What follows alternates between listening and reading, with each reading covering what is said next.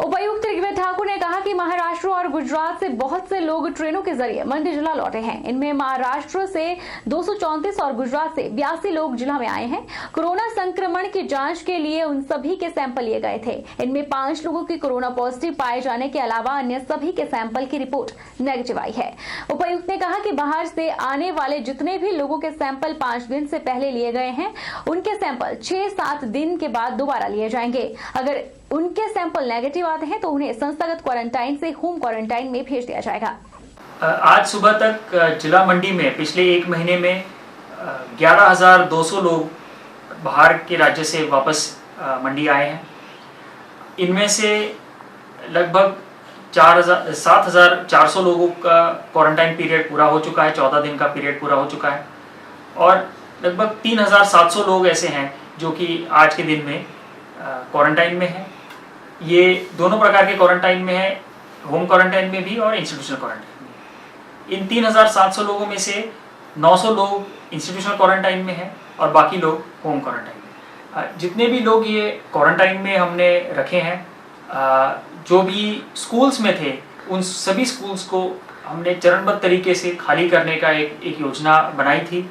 वो हमारी सक्सेसफुली चल रही है और अगले कल 29 मई के दोपहर तक हमारे सभी स्कूल्स क्वारंटाइन सेंटर्स वहाँ के जो सेटअप किए हैं वो खाली कर देंगे, ताकि और आने वाले 2 दिनों में उसका सैनिटाइजेशन किया जाएगा, जिसके लिए डेडिकेटेड टीम्स एसडीएम्स ने अपने अपने स्तर पे गठित की है। प्रदेश में पावर ट्रांसमिशन कॉर्पोरेशन के 6 प्रोजेक्ट इम्प्यूटेशन यूनिट हैं, जिनमें करीब 180 कर्मचारी विभिन्न पदों पर आउटसोर्स से तैनात हैं, जिनमें फिटर, इलेक्ट्रीशियन, एमएसए और जेई परियोजना में काम कर रहे हैं। इन सभी को सेवाएं देते हुए 1 साल का कार्यकाल पूरा नहीं हो पाया है। ऊपर से अब इन्हें नौकरी से निकालने के आदेश जारी कर दिए गए हैं, जिस कारण आउटसोर्स कर्मचारी काफी चिंतित हैं। कर्मचारियों ने सरकार से मांग की है कि उनके कार्यकाल को बढ़ाया जाए ताकि वह अपने परिवार का पालन पोषण कर सके।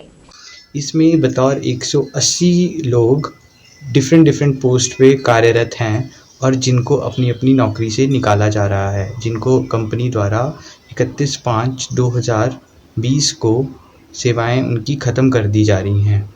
तो इस कोरोना महामारी में वो अपने परिवार का पालन पोषण कैसे करेंगे?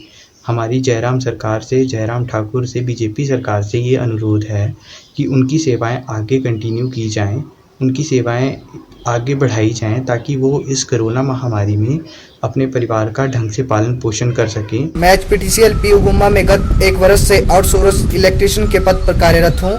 अब हमें 31 मई को विभाग द्वारा इस महामारी के संकट के समय नौकरी से निकाला जा रहा है।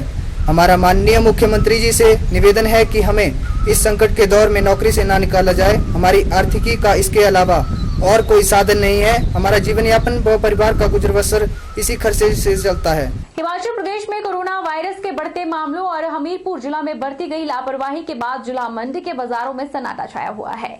लोग कोरोना के बढ़ते मामलों के बाद घबरा गए हैं और अब घरों से बाहर नहीं निकल रहे, जबकि मार्केट अब खुल गई है, लेकिन सुबह से ही ग्राहक दूर दूर तक नहीं दिख रहे हैं। मंडी जिला में बाहरी राज्यों से काफी संख्या में लोग पहुंचे हैं। मंडी जिला में भी कोरोना वायरस के खतरे को देखते हुए लोग अब बेहद जरूरी होने पर घर से निकल रहे हैं। स्थानीय दुकानदारों की माने तो सुबह से मार्केट खाली है। लोग कोरोना वायरस के खतरे को देखते हुए घरों से नहीं निकल रहे। दुकानदारों का कहना है कि कारोबार पूरी तरह से ठप पड़ा हुआ है। हमीरपुर जिला में हुई लापरवाही के बाद बाजार में लोग दिखाई तक नहीं दे रहे। ऐसे में सरकार को सख्त कदम उठाने चाहिए ताकि उस तरह की चूक न हो। ताज़ा अगर देखें तो 15 लोग जो कल पॉजिटिव हमीरपुर से आए हैं, उसका जितना असर हुआ है इंदिरा मार्केट में कि एक भी आदमी सुबह से दिख नहीं रहा है। सारा बाज़ार खाली पड़ा है और इस वजह से जो है दुकानदार भी बड़े परेशान हुए पड़े हैं। मैं आग्रह करूंगा प्रशासन से और सरकार से भी कि इस तरह के मामलों में कोई ढिलाई ना बरते और नियमों का पालन करवाते हुए कोई भी गलती से, जैसे कि पिछले कल 15 आदमियों का हमीरपुर में हुआ, उस वजह से मंडी में भी कोई ऐसी वारदात ना हो जाए। कि जो जैसा कि हमीरपुर में नेगेटिव जो थे वो बाद में पॉजिटिव आए, उसमें किसी की भी गलती रही हो, लेकिन उस पॉजिटिव आने से यहाँ पर भी लोगों में भय का वातावरण बना हुआ है, क्योंकि यहाँ भी बहुत ज़्यादा लोग बाहर से आए हुए हैं, जो बच्चे पढ़ने गए थे या जो कोई बाहर नौकरी करते थे या किसी भी रूप में वो यहाँ आए हुए हैं और बाज़ारों में घूमे हुए हैं। हमारा सरकार से अनुरोध है कि कृपया सख्ती से उनको देखा जाए और ऐसे उनको बाजार में ना घूमने दिया जाए। नूरपुर उपमंडल में 1803 लोगों को होम क्वारंटाइन किया गया है, जिनमें 1297 लोग बाहरी राज्यों या अपने जिला से अनुमति लेकर पहुंचे हैं। एसडीएम डॉक्टर सुरेंद्र ठाकुर ने जानकारी दी है कि उपमंडल के तहत अन्य राज्यों और जिलों के रेड, ऑरेंज और ग्रीन एरिया से अपने घर पहुंचे हैं, जिनमें से 1803 लोगों को होम क्वारंटाइन किया गया है। एसडीएम नूरपुर ने बताया कि 1297 लोग बाहरी राज्यों और अपने जिला से अनुमति लेकर अपने घरों में पहुंचे हैं, जबकि 506 नागरिकों ने येलो पास के माध्यम से 7 मई के बाद उपमंडल की सीमा में प्रवेश किया। उन्होंने बताया कि बाहरी राज्यों के रेड जोन से आए लोगों को 28 दिन के लिए, जबकि ऑरेंज और ग्रीन जोन के लोगों को 14 दिनों तक घरों में ही रहने के निर्देश दिए गए हैं। ठाकुर ने बताया कि उपमंडल के 2 व्यक्तियों द्वारा होम क्वारंटाइन नियमों का उल्लंघन करने पर उनके विरुद्ध एफआईआर दर्ज की गई है। उन्हें 28 दिनों के लिए कंडवाल में संस्थागत क्वारंटाइन केंद्र भेजा गया है। नूरपुर सब डिवीजन में 22 मई 2020 से लेके आज तक जो है डिफरेंट जोन से, रेड जोन से, ऑरेंज जोन से और ग्रीन जोन से बहुत सारे लोग आए हैं। रेड जोन से कुल 75 लोग हमारे पास आए थे, जिनको हमने इंस्टीट्यूशन क्वारंटीन में रखा है। इसके अतिरिक्त जो है 4 लोग जो है और भी जो रेड जोन से आए थे, इनको हमने नूरपुर होटल में जो है HPDDC का वहाँ पर रखा हुआ है। इसमें से 2 लोगों को जो है होम क्वारंटीन के वायलेशन पर भी हमने नूरपुर जो घरों से उनको इंस्टीट्यूशन क्वारंटीन में डाला था। इनमें से हमने सब लोगों को जो है पहले हमने उनके सैंपल्स लेके नेगेटिव होने के बाद डिस्चार्ज कर दिया। आज 31 लोग और हैं जिनके आज हमने सैंपल्स लिए हैं। इसके अतिरिक्त जो है और भी बहुत सारे कुल 1803 लोग ऐसे हैं जो कि डिफरेंट जोन से आए हुए हैं। इनके ऊपर हमने सर्विलेंस जो है 3 tier सिस्टम सर्विलेंस लगा के रखी हुई है, जिसमें आशा वर्कर जो है डेली इनका हेल्थ स्टेटस पूछ रही हैं। हमारे जो है RD डिपार्टमेंट के लोग जो है पंचायत सेक्रेटरीज और प्रधान उप प्रधान भी जो है इनका रोज का इनका हेल्थ स्टेटस जो है DDMA पोर्टल पे सर्विस प्लस पे अपडेट कर रहे हैं। इसके किसान पूरे विश्व का पालनहार है। बिना खेती के और किसानों की मेहनत से इंसान भूखा मर जाएगा।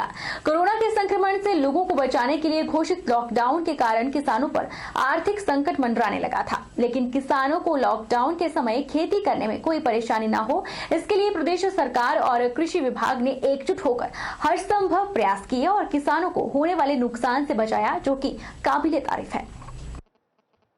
सोलन के कृषि विभाग ने लॉकडाउन के शुरुआती समय में जहां एक तरफ किसानों के लिए गेहूं की फसल की कटाई के लिए पास बनवाए, वहीं पूरी सोशल डिस्टेंसिंग का ध्यान रखते हुए किसानों के गेहूं को खेतों से कटवाकर उनके भंडार गृह तक पहुंचाया।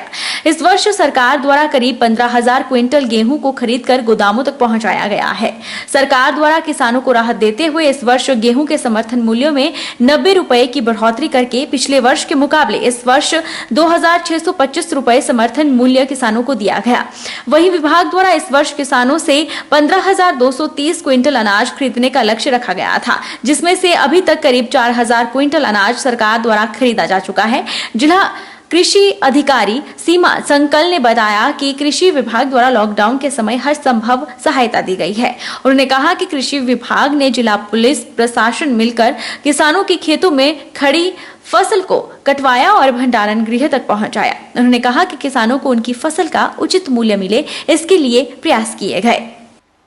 जैसे कि नालागढ़ जोन जो थोड़ा हॉट जोन था उस वक्त, हमारे वहाँ पर 15,000 कुंटल कटाई मतलब इतनी गेहूं प्रोक्योर करी गई और वो वहाँ से रोपड़ जाती है, हमारी FCI सेंटर है, और एक चंडीगढ़ जाती है अनाज मंडी में, तो वहाँ भी स्टोर करवाई गई।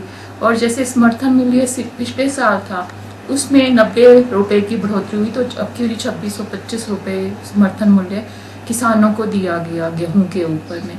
उसके ऊपर जो हमारा डिपार्टमेंट है वो भी किसानों से रजिस्टर वैरायटीज जो हैं 3086 HPW 501 इसकी प्रोक्योरमेंट करता है, जिसमें हमारा इस साल का लक्ष्य है कि हम 15,230 कुंटल किसानों से प्रोक्योर करेंगे, जिसका मूल्य मतलब किसानों को गवर्नमेंट के थ्रू दिया जाता है। अभी तक जो प्रेजेंट है हमने 4,000 क्विंटल किसानों से प्रोक्योर कर लिया है।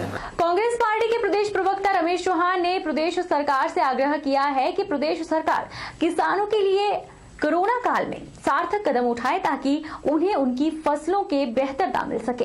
रमेश चौहान ने कहा कि इन दिनों लहसुन सहित अन्य फसलों के किसानों को नगण्य दाम मिल रहे हैं। सरकार को चाहिए कि किसानों की आर्थिकी को सुदृढ़ करने के लिए उचित रूपरेखा तैयार की जाए। मेरी सरकार से सुझाव है कि जो लोन लेने की जो इन्होंने लोन मेला लगाया है, लोन को छोड़ करके सरकार को चाहिए कि जिस तरह की जो पैदावार आने वाले समय में आने वाली है, इससे लोगों को, किसानों को पैसा नहीं मिलने वाला। सबसे पहले केसीसी की लिमिट बढ़ाई जाए और कम से कम 1 साल पे जो एग्रीकल्चर लोन किसानों को दिया गया हुआ है उसको जो है वो सस्पेंड करे, उसकी रिकवरी ना हो और ना उसके ऊपर इंटरेस्ट लगे। ये मेरा सरकार से जो है वो मांग है, अनुरोध है। और जो समर्थन मूल्य है उसको भी जो है सेब के लिए, टमाटर के लिए, उसका भी समर्थन मूल्य जो है घोषित करें।